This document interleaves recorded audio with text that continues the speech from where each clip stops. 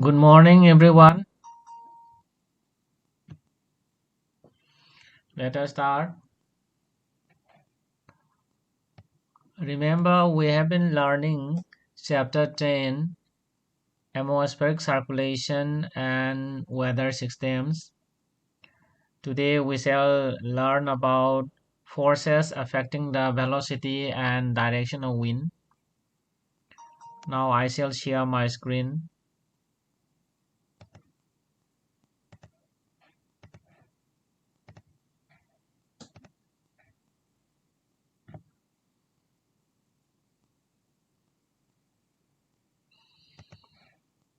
Do you see my screen, Ricky?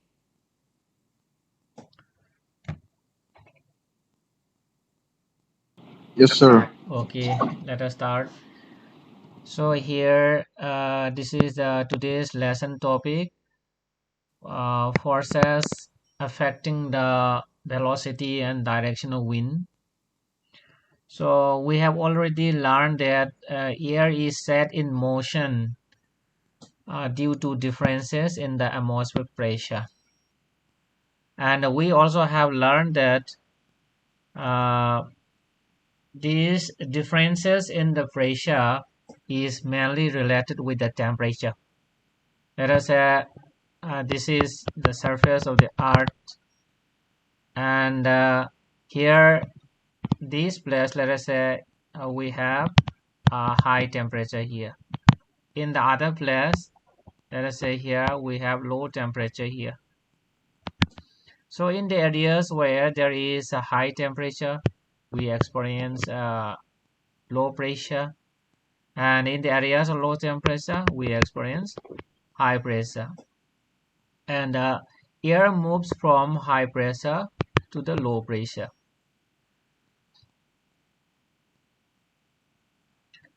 And this horizontal movement of air is known as wind. The air in motion is called the wind. And yesterday also we talked about the vertical movement of the air, and this is known as what?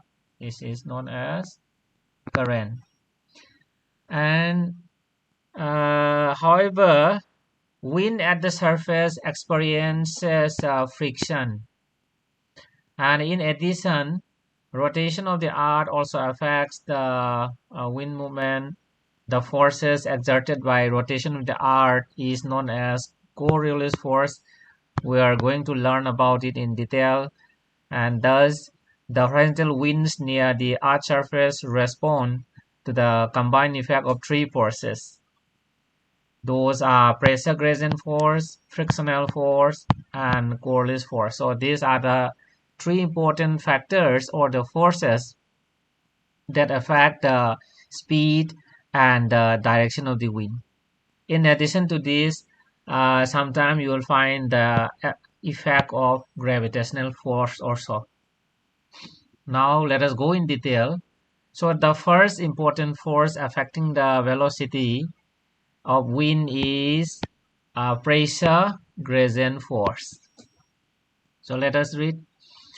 The differences in the atmospheric pressure produces a force, and the rate of pressure change with respect to distance is known as pressure gradient. So the rate of change of pressure with respect to distance is known as pressure gradient. So let us see here. Uh, so this is an isobar. Let us say this is an isobar, and its value is, let us say, 850 millibar. Isobar, this is the line joining places having equal pressure, and this is another isobar, and its value is 900 millibar. So here, what is the difference in pressure? 900 minus 850, that is 50 millibar. So this 50 millibar is the pressure gradient. Okay, and accordingly the pressure gradient force is towards this direction, because here we have the higher pressure here, and here we have the lower pressure here, and the direction of the pressure gradient is towards this side. And the difference in the pressure, or the pressure gradient, is 50 millibar in this case. And the pressure gradient is strong where the isobars are close to each other, and weak where the isobars are apart. Actually, see here in this case also, these are the isobars. All these lines are isobars. And when the pressure gradient is very, very strong, then I think you'll be seeing here the isobars are very close. And when uh, pressure gradient is less, then isobars are wide apart, like this. Let us say this is 900 millibar, and again let us say this is 150 millibar, and this is 100 millibar. So in this case, the pressure gradient is less. So in this way, it is represented on the meteorological maps. Remember, if the isobars are closely knit together, it means that there is strong pressure gradient and there will be high speed wind.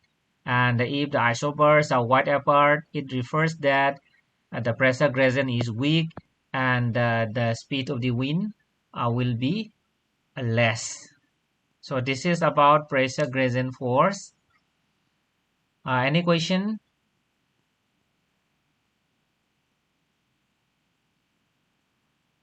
Okay, if you don't have, then let us continue. Next one is the frictional force. So this is another force affecting the velocity of the wind, as well as sometimes the direction also. And it affects the speed of the wind. Frictional force affects the speed of the wind, and it is greatest at the surface, and its influence generally extends up to about 1 to 3 kilometers from the surface, and over the sea the friction is minimal. So see here, on the surface here you'll find a lot of buildings. Okay, buildings maybe here, trees maybe here, so many things are here, so many structures, towers are here. And because of sometimes landforms also there, and because of these structures and landforms, the speed of the wind is very, very affected because of all these structure. And near the surface, the speed of the wind is mainly influenced by the friction. And as you move outward, the frictional force is minimum. Okay, and as you move outward, the speed of the wind will be increases, like this, because the effect of this structure will not be there if you move upwards towards the sky. At the same time, over the sea, the sea surface is very smooth, and here the effect of friction is minimal. Okay, is minimal. So in this way, friction affects the speed of the wind. Okay, remember, friction is greatest at the surface, and that is why it affects the speed greatly. And the effect of friction is very, very effective up to 3 kilometers from the surface, and over the sea the effect of friction is very, very minimal. So this is another force affecting the speed and speed and direction of wind. And next we have another force that is known as Coriolis Force. Okay, the rotation of the earth about its axis affects the direction of the wind, and this force is called Coriolis Force after the French physicist who described it in 1844.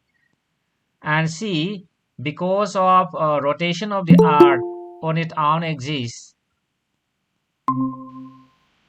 Because of the rotation of the earth on its own axis, I think everybody knows that. See, this is the earth, and here earth is rotating on its own axis. Let us say this is the axis. Okay, and because of this rotation of the earth on its own axis, any moving object relative to the earth's surface, maybe wind, ocean currents, bullets, missiles, cricket balls, any moving object relative to the earth's surface will be deflected to the right in the northern hemisphere. Suppose this is the supposed direction, but it will be deflected to the right in this way in the northern hemisphere. And in the southern hemisphere, suppose this is the supposed direction, and it will be deflected to the left in this way. And here, if the wind is moving to this side, means towards the east, again it will be deflected towards this right. Okay, and if it is in the southern hemisphere, it will be deflected to the left. This is because of the rotation of the earth on its own axis, and this force is known as Coriolis Force. And because of the Coriolis Force, uh, it deflects the wind to the right direction in the northern hemisphere, and to the left in the southern hemisphere. And the deflection is more when the wind velocity is high. You know, uh, it directly related. Okay, deflectional force is directly related with the speed of the wind. The higher the speed of the wind, then higher the deflection, and vice versa. See here, when deflection is more when the wind velocity is high, and a Coriolis force is proportional to the angle of latitude also, and it is maximum at the poles and absent at the equator. That means at the equator there is no Coriolis force. Coriolis force is zero at the equator, and it increases as we move towards the poles. As I see this diagram, just see the direction also. See here, this is the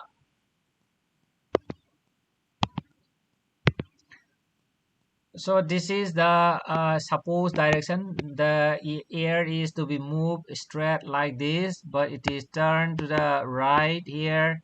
Again, it is turned to the right here.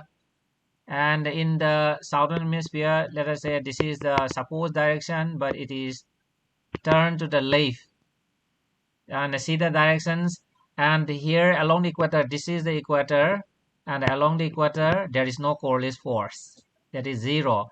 And below Coriolis forces, the deflectional forces increases as we move towards the poles. See here, 30-degree north latitude 50, then 60-degree north latitude 86.7%, and it is maximum 100% at the poles. Okay, so this is how the Coriolis force affect the direction of the wind, and this deflection is directly proportional to the latitude and to the speed of the wind.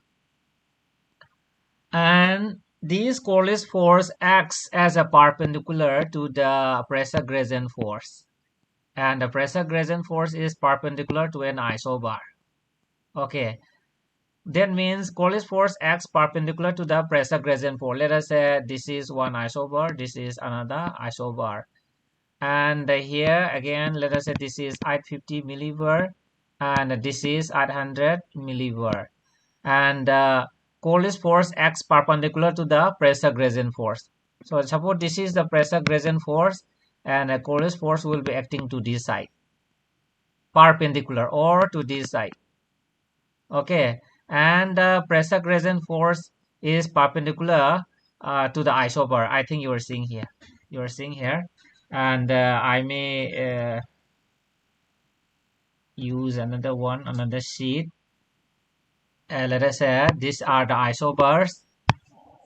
Okay, its value is, let us say, 850 millivar, and here we have 100 millivar. And so you have learned that uh, pressure gradient force is towards this side, and the pressure gradient force, okay, pressure gradient force is perpendicular here, perpendicular to the isobar. And another one, that Coriolis force is acting perpendicular to the pressure gradient force. So this is Coriolis force. This is the case of northern hemisphere. If it is in the southern hemisphere, then it will be to the left. So this is for the case of southern hemisphere. So in this way, uh, the Coriolis force acts perpendicular to the pressure gradient force. And the higher the pressure gradient force, the more is the velocity of the wind. We know that if the pressure gradient is high, if the pressure difference is high, the speed of the wind increases, and the larger the deflection of the wind direction. If the speed of the wind is high, great, then there will be more deflection, and vice versa. And as a result of these two forces operating perpendicular to each other, in the low pressure area, the wind blows around it.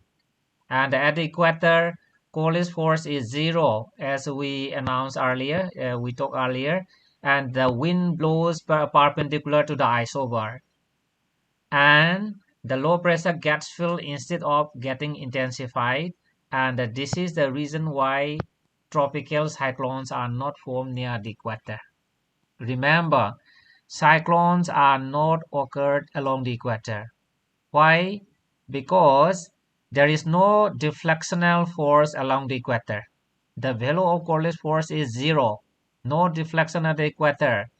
And that is why there are no cyclones. Cyclones are not occurred along the equator. And you must know that it is because of the Coriolis force that we have cyclones on the surface of the earth. Because of the deflectional forces, we have cyclones. And up to here, any question, boys? Any query? No, sir. Okay. And next we have Frictional Wind. And we shall go further about the Coriolis force and the pressure gradient. The velocity and the direction of the wind are the net result of wind generating force. So speed and direction of wind are the net result of the wind generating force, that is pressure gradient force. The wind in the upper atmosphere, that is about 2 to 3 kilometers above the surface, are free from the frictional effect, as we discussed earlier, of the surface, and are controlled mainly by the pressure gradient force and the Coriolis force. That is wind at the higher elevation. Okay, wind here, that is that is about 3 kilometers from the ground. Here there is no effect of the friction, and here the speed of the wind, the direction of the wind is mainly controlled by the pressure gradient force and the Coriolis force. And when isobars are straight and when there is no friction, the pressure gradient force is balanced by the Coriolis force, and the resultant wind blows parallel to the isobar, and this wind is known as geostrophic wind. Just see in this case, here these are the isobars. I think you are seeing. These are the isobars, and value is 708 millivar. Another isobar is here. This is 704 millivar. And as mentioned here in the book, when the isobars are straight, okay, and if there is no friction, then the pressure gradient force here is balanced by the Coriolis force. See, pressure gradient force is towards this side, because here we have the lower value. So this side we have pressure gradient force, and here on it is equally opposed by the Coriolis force. And because of because of these, the wind blows parallel to the isobar. Okay, this is the wind, and This wind is known as geostrophic wind, and this is the case of northern hemisphere. In the southern hemisphere, the wind will be blowing towards the left. Okay, and here this is the pressure gradient force, and here it is opposed by the Coriolis force. So this wind is known as a geostrophic wind. And this is about the straight isobars. What happens when the isobars are circular? Now let us see one more example. Okay, here in this case, the isobars are circular, and here the value of the inner isobar is 150 millibar, and this one we have 154 millibar, and pressure gradient is towards the center. Pressure gradient is towards the center. Here we have low pressure here. So when the isobars are circular, then and if there is low pressure at the center, then the pressure gradient is directed towards the center, and it is equally opposed by the Coriolis force and the centrifugal force. Here, pressure gradient force here is opposed by the Coriolis force, and one more force is here that is known as centrifugal force.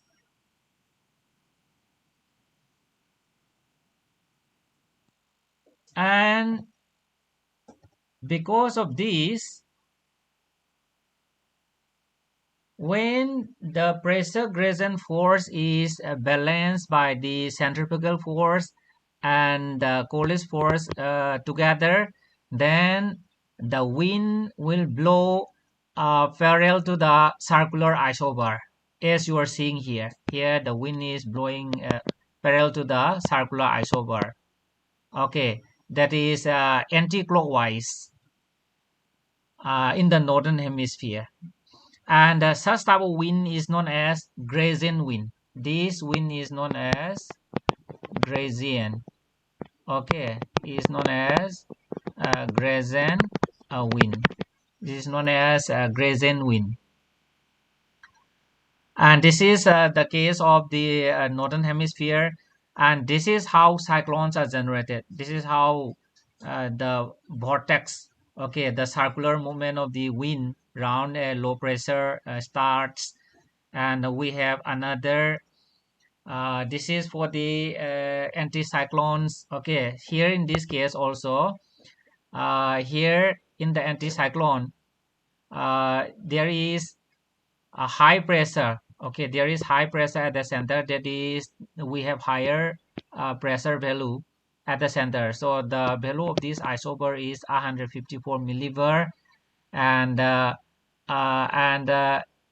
this one we have 150 millibar, and the pressure gradient force is directed outwards. Okay, pressure gradient force is directed outwards, and this pressure gradient force is again balanced by the Coriolis force, which is acting towards the center. And one more thing is that this pressure gradient force is again is helping by the centrifugal force here. One more force is again here, that is centrifugal force. Okay, centrifugal force. And because of this, the wind again blows parallel to the circular isobar. Okay, clockwise, and in the northern hemisphere. Again, this wind is also known as grazing wind. This wind also known as grazing wind. So in this way, the anticyclonic movement of the wind starts. Remember, in the case of the high pressure system, there is a high pressure at the center, and the pressure gradient force is directed towards the outwards, and it is held by the centrifugal force, and it is equally opposed by the Coriolis force. And because of the wind, because of this balance, the wind blows parallel to the circular isobar, and this is known as grazing wind. And about the this uh, anticyclonic circulation and cyclonic circulation directions. It is given here. Table number 10.2 tells the pattern of wind direction of cyclones and anticyclones. See here for the cyclone here. For the cyclone, you must know that there is low pressure at the center, and the direction of rotation. The direction of rotation is anti-clockwise in the northern hemisphere and the clockwise in the southern hemisphere. Whereas for the anticyclone, there is a high pressure at the center. The direction of circulation is clockwise in the northern hemisphere and anti-clockwise in the southern hemisphere. Any question, boys?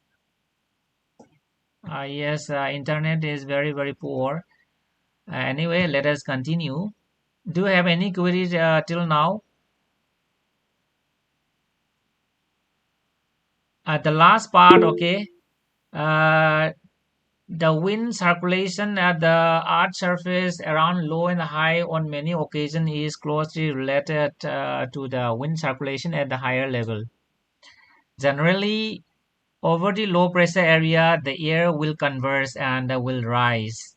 See here we have low pressure area, and in the low pressure area the air converges. Here the air is converging towards this low pressure and will rise upward, and just above it the air will be diverse. Here you will find high pressure.